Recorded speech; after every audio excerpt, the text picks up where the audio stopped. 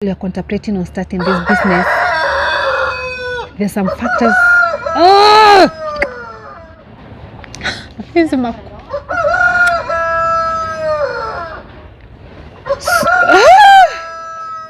That you have. So another factor that you have to consider. The guy I'm one idea.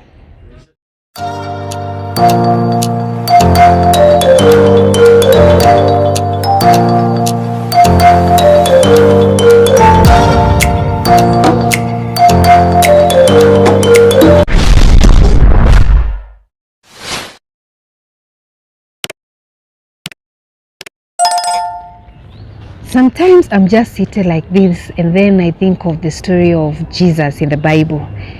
Yani amekaa tu hivi, he's just seated like this. And then a woman comes from wherever. He comes, pours oil on his feet, very expensive oil. And then at the same time, it's just that she starts crying. So anaoshwa miguu na machozi na mafuta. And he just seated so comfortably. I'm like, hey, Yesu, ulikuwa unapenda raha. Ulikuwa unapenda raha. As in terms of, now, when you think about it in that way, you may tend to think of how the cosmetics and the beauty industry revolves. Not in a bad way, it's so nice. So hata kama Yesu alikuwa anapenda kupampiwa, how about us, beautiful ladies, you know? Kama, one thing I know, kama kuna industry yenye haitawai kosa, haitawai isha, ni the beauty and the cosmetic industries. Wanawake, whether we have money or we don't have money, lazima tutapampiwa. Whether economy iko aje, we still have to buy beauty products.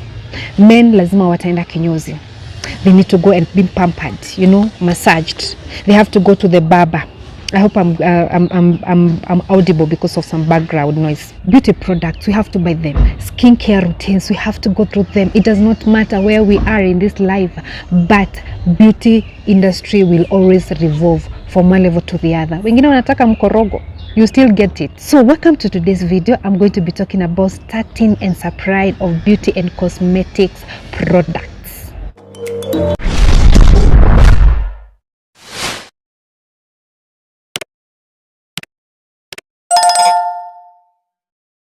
Hello my beautiful people, welcome back to my YouTube channel whereby we strive for financial freedom, we start businesses, we continue growing each other, we embrace each other in terms of self-love. If at all you're new, kindly like, subscribe and share. If at all you're a returning subscriber, when mse wa nguvu. So like I said in my introduction, beauty and cosmetic industry will always revolve. So if at all you have been contemplating which industry can I venture into, let me tell you something. Hata manguo za wanawake, let me tell you something.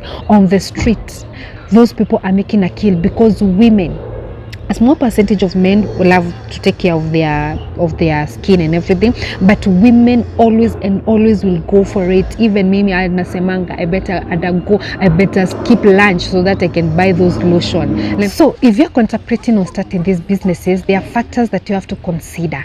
Number one thing you have to consider is the capital. At least you're supposed to have 50k Kenya shillings up to around 300k.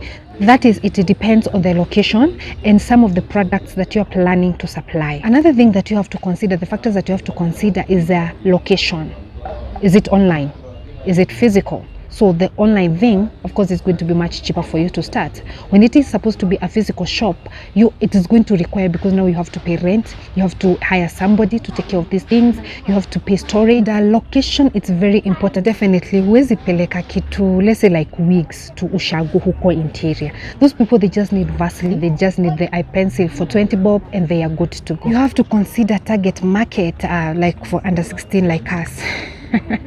You have to consider target market, you have to consider the stock that you are supposed to invest into. How much stock are you going to bring into? If at all is a physical shop, the rent, You have to consider all those things. And then another thing is that the products that are in the market, that is number 3 factor that you have really to consider. We have to consider the products that are in the market. You have to be careful when you're purchasing these things, because we have got fake, we have got original, and then we have another one that we call backdoor but independent. That let us not even go back into those things, because let me tell you something, a Chinese can sell you something that looks so legit, and yet it is not even original, or it's not even near on being original. So you have to consider all these things. Are you willing to sell the counterfeit? Are you willing to sell the original product? Of course, it has to be very expensive. And then we have got our backdoor but independent. Number 4 thing is that the cosmetic industry, whatever it involves, because we have things like it includes hair salons, we have got aromatherapy, we have beauty spa, we have got perfumes, we have anti-aging clinics, we have got makeups, etc. And when it comes to hair salon, we have got things like wigs, we have braids, we have weaves. So you have to consider what exactly are you bringing on what are you willing to sell. You have to categorize whatever you want to start with, and then you build it up as time goes by. But as you are contemplating on how to go about it, you just have to be very careful. You have to focus on the fast moving products, because you don't want to start supplying things and at the end of the day they're just dormant, they're just stuck there. You need something that is fast moving. We have things like pods, we have hair food, we have gel, we have conditioners, we have shampoos, we have weaves, we have wigs, we have braids. There is perfumes, we have jewelries. I hope that's the right word. We have nails, we have Q-Tex, we have eye pencils, we have eyelashes, and by the way kuna mkorogo.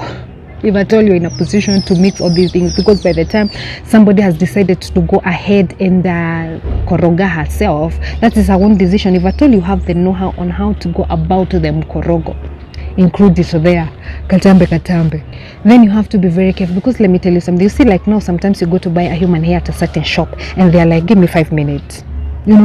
They know whereby they can purchase these things at a very cheaper price, and then they just come in wanakugonga 10k 15k. So by the time actually you have decided to venture into this business, ensure that you can also go inside there and do your research. Look for somewhere that you can get these things at a very, very reasonable price. Like I said in the beginning, this is a business that will never go out of market. It will never go out of it will never go down, because we are always improving ourselves. We are always wanting to look good, and also if at all you can get some good direct contact from Daring, from Angel, from all these companies that are coming up, from Lash, just go ahead and do it, because we are trying to do less input but with the maximum output.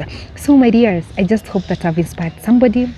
Share this video if at all it's not of benefit to you. Let somebody else hear about this, and before you know it, you are Miss Beauty and Cosmetic Supplier. So until next time, once again, don't leave without subscribing, without sharing my content, and until next week, bye guys. Love you so much. Keep it dropped, and cheers to success.